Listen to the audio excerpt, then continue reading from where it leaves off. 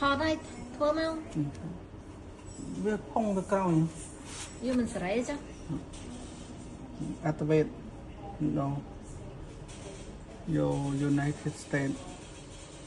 English United States start next skip offline còn nhau next skip bạn next accept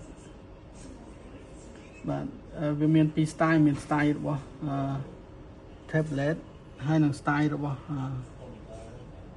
Windows អានេះខាងនេះ Windows ខាងនេះ Windows នេះ tablet អានេះ Windows យើងរើសមួយណាក៏អានេះអ្នកអរគ្នាបាទអូខេតែបាទព្រួយបច្រាស់ចូល setting មក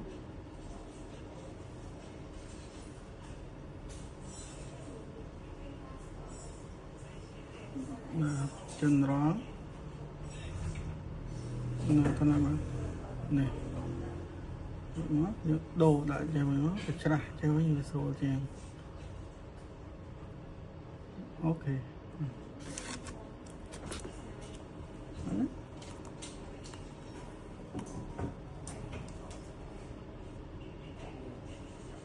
ដាក់ font ខ្មែរ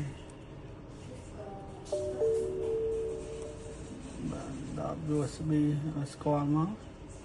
យក file transfer មកបានវាស្គាល់មួយកុំព្យូទ័របាទស្គាល់មួយកុំព្យូទ័រហើយបើក file មក copy font ដាក់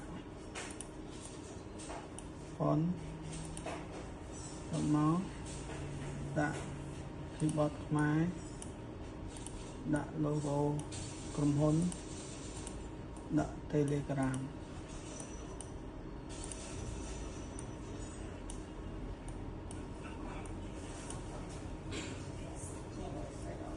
បាទតោះមកយើងចូល file continue hello ចូល internal storage តម្លើង font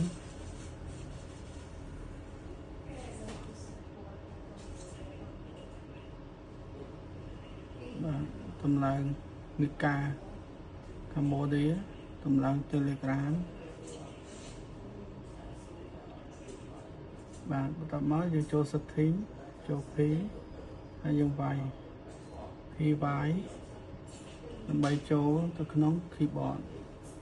បាទមកដល់ keyboard យើងចុចទៅលើ keyboard នេះចុចលើ keyboard ចុចលើ language add ខ្មែរបាទអូខេយើង add ខ្មែរបាន back មកវិញយើងកំណត់លើ keyboard អង់គ្លេសយើងយក United States International ទៅវាយ font ទៅវាត្រូវខ្មែរយើងយកពាក្យខ្មែរនេះដែរបាទចឹង keyboard យើងស្គាល់ហើយយើងចាប់ដើមចូល Word Excel ដាក់ tick មួយបើបាទต้องแมวมันจะกินได้ต่อตรงนี้ชูวัดแต่ต่อมั้งដាក់ font មករក font ដែលយើងពេញចិត្តមកខ្មែរ lemon អីខ្មែរអីហ្មងដាក់ font មកវាយ control space ខ្មែរ control space អង់គ្លេស control space ខ្មែរអូខេ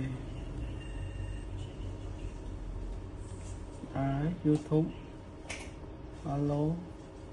ភាសាតែអត់បានដាក់ជាប់ Wi-Fi បាទអូខេ